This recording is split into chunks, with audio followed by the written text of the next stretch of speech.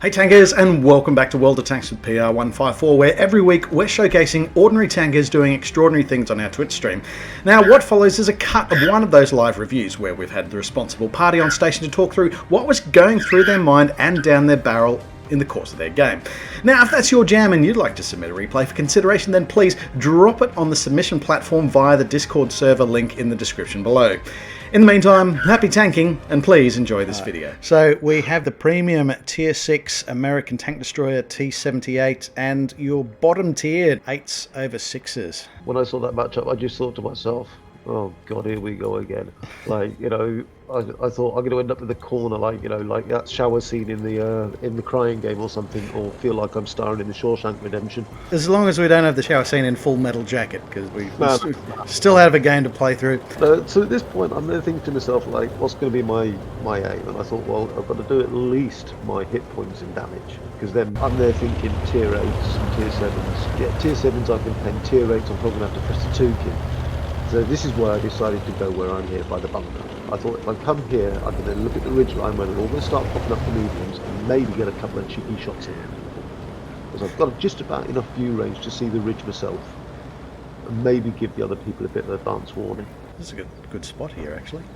So you just elevated enough to see over the top of that. And if they do decide to press on your Kampfpanzer 7RH here, then you can usually give them a bit of a bloody nose. Yeah, that was my thought. And then also, if anything's coming up over where the M2I and the other tank destroyer, there he is, there's the first customer. Just dip down. That's the only problem with the T78, is the shell velocity so slow on standard ammo. Really got to account for the drop. Yeah, that makes sense. So it looks like that was a tracking hit on Progetto 46, but it must have been a bit quick on the repair kit there. I was actually quite surprised. The first shot there, 288. That's a bit of a high roll. Like, you know, Yeah, what do you normally hit for 240 on this, don't you? Yeah, around about that. Yeah. I mean, doing at least your hit points in damage is quite a realistic goal in this vehicle as well. It must be said, because 3 shots and you're there. Happy days. Yeah, happy days. Like, Go home a hero. And I'm there thinking to myself, that right flank is very, very quiet. And see if there's anything that I can have a peek at and like take a pop at. And the other thing, when I was playing this game, I was away on I was working away in Cologne. Right. And if you look at my ping, it is jumping around all over the place. Interesting. Right? And that is because I was on a hotel wireless. Oh, right. I'd have been better off with 2 bean cans and a piece of string at times. Probably. Send carrier pigeons to come back and forth with the data packets. Yeah, it pretty much was. I thought, okay, push here, I've got some customers up here. I do very much find that with hotel Wi-Fi. You can get the connection, and sometimes the ping is pretty good, but oh my god, when you lose it, you lose it. Yeah. So things not looking so rosy now. You were up 2 guns and now you're down 3. I guess a function of the heavy push. They'd pushed through on the northern side of the carrier, but for whatever reason couldn't get any further, whether that's just a line of invisible enemy tank destroyers to bugger them up. All I'm trying to do at this moment in time, they're looking at, I've got 670 hit points. That's the first time I've been spotted, and I thought, right, let's get the fuck out of dodgy here. Yes. Because I only need to take 1 hit from somebody, and I'm 50 to 75% of my hit points are gone.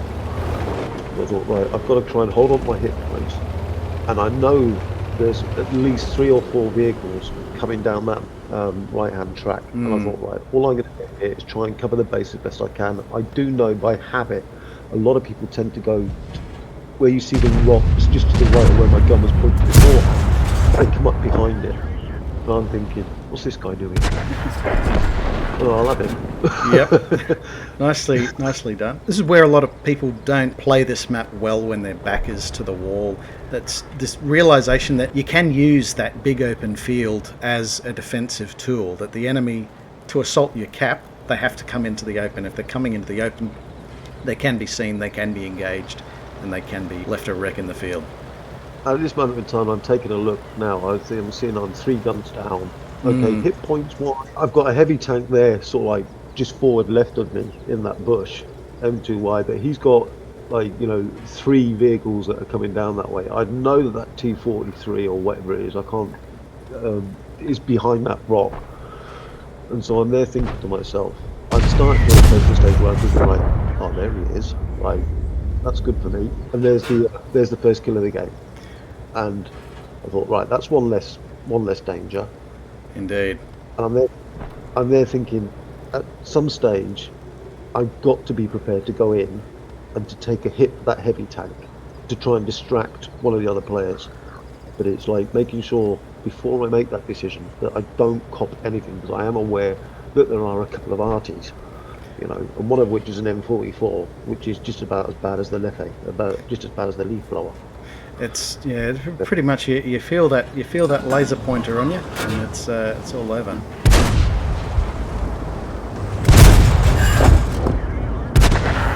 There's the one I want to get on. Yeah. The light tank. I couldn't recall whether you'd had the APCR ready to go before or after you engaged the MT25. I did it before. I'd got to that stage where I'm thinking, if I'm defending the base, I know it sounds really, really crazy. I thought I need to try and put RNGs on my side and to like stack the cards in my favour. Indeed. Which is to make sure I've got something that is going to pen, especially if I'm looking at an 87 or any of the, like, you know, if you're looking at 87, 88 and stuff like that. I've got to roll ammo. You know, there's no point in letting that thing with that rate of DPM take my heavy tank apart. You know, or try to. Yeah. I guess you also mitigate that requirement to sort of lead your target quite as much. And I can see that coming into play rather nicely, engaging the enemy MT25 there. I'm sort of now thinking to myself, like, you know, I'm gonna come around the back here. I'm still staying in cover. I've still got all my hit points. I've now one gun up, you know, and I thought now I can start to move a little bit. See if I can find some better angles and some better positions to try and get hold of something. I'm trying to find out, maybe, just maybe, if this Achilles, and there he is. I'm there thinking, right, you know, he's behind the rock. That is something that I can take a hit from. I'm not really, alright, it's a bit of overkill using the APCR, but I wanted to really make sure that if I was going to shoot, what I needed to do was, it's going to be a question of, like, you know, pistols at dawn. Yes. I know he's going to shoot it. I know I'm going to tank one, but I need to make sure that I hit him and take him out before he then might take me, then have a go at the heavy. And yeah, it worked. And I didn't take one in return. So I'm up on the deal. Yeah. By this stage, I was there's the first hit there from the RT. It was the M44, and I now know that right-hand road is completely clear of all enemy. You know, I know that there's nobody there. Yes. There's only 4 tanks, and the other 2 have been spotted over the left-hand side. And I'm sorry, none of them have got like one of those Star Trek, like, you know, machines to transport. Of course. Transport. You know. I thought I'm free to go here. I did then swap back to normal ammo, and this is where I made the big mistake. And it's coming up with the M44 because I completely forgot yet again about shell velocity. And you'll see what I mean. Right. Coming around the corner. With my view range, I might just be able to see the RT or help spot. I know I've got an RT still on my side and a Hummel. I might be able to, like, you know, take them out or help take them out. And so as I come around the corner, okay, oh, there we go. there he is. I line him up. I'm there thinking, yeah, I've got you. There's me trying to leap the shot. Yeah. Far too late. Completely buggered that up. Yeah, I'm looking at this bead tracking with the server reticle, and I can't imagine the hotel Wi-Fi is helping you out all that well, even with even with the German efficiency there.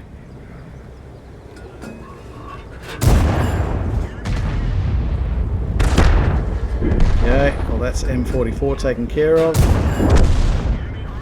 And it's just AMX 1375 left in the game there. Yep. And I'm there trying to think, where is that little cockroach? Like, you know. Coming after you, it would appear. Yeah, there he is. And I know I'm going to take one. And I'm there, I think, little. Oh, and I took one like that. Completely. Right. I'm having you in a little. Yeah. My language, rather choice. I gave him a good hit. Yes. And I'm thinking, right, now you're going to have it. And so he's scurrying away. And now I'm thinking, So you're quite lucky Where you made am it I? out of that engagement alive. You didn't leave. You Yeah. didn't leave a hell of a lot on the tank. No, he didn't. And I'm getting to this point here, to this bush here, and I'm now thinking, where did that little cockroach go? You know, like when you're hunting something in your kitchen. And I'm Yes. just making sure he's not. Yeah, I know that he's scooting up behind the ships. And I thought, right, Yeah. my partner's still here. Oh, look, and it's here. Oh, with the blind Which landing way's as he? well. Watch this here, he's gone. Got It to was a be. 50-50 which way he's going to go. And then when I looked at, okay, yeah, the score's not the highest damage in the world or anything like that. I've done pretty much 3 times my hit points, you know. But for me, it was the decision-making process, which is a lot of people forget. They see that, you know, I'm a tier 6, there's tier 8s there. They just give up. And I try to hold on to my hit points for as long as possible. Whereas if I'd done what some people have done, just YOLO'd in there, like, you know, I'd have been gone out the game, not even done my hit points and damage. And we could have lost the game. You know, when we had a victory there where we 15-10, it was a good game. So many people concentrate on how much damage they cause, how many kills they make and stuff like that. But a lot of people forget it's 15 individuals made into a temporary team. But there's like 3 or 4 different classes of vehicle there, and each one has their own role to play. That was for me, that's why I said it was about the decision-making process. That was one of the days I got it right, because like most people, only human, there are days where you get it terribly wrong. Yeah, look, certainly can't fault a lot of the decisions and role-playing made. And I guess that ultimately shows in the results there. The level 1 mastery badge, so top 5% of tankers in T78 for that week. 4 kills while in a bottom-tiered scenario, doing at least your hit points in damage there. If we look to the team score, Yeah. have placed You can see there. on top there. Yeah, if you could get the actual damage. When I was looking at that 1800, I forgot that the blind shot wouldn't be showing, and there was No. like 200 damage. So I'd done 2k, and I'm there like thinking to myself, yeah, you know, I'm pretty proud of that. You know, just a bit of fun. Fun if you're turning credits as well. 35,000 for this one, so quite a rewarding outcome for your effort there in a bottom tiered tier 6 premium. Thanks so much for sending this one in and swinging by and come and talk to us. It's much appreciated. Great pleasure and a great honour, and thank you very much for inviting me. Bye for now, mate. Cheers.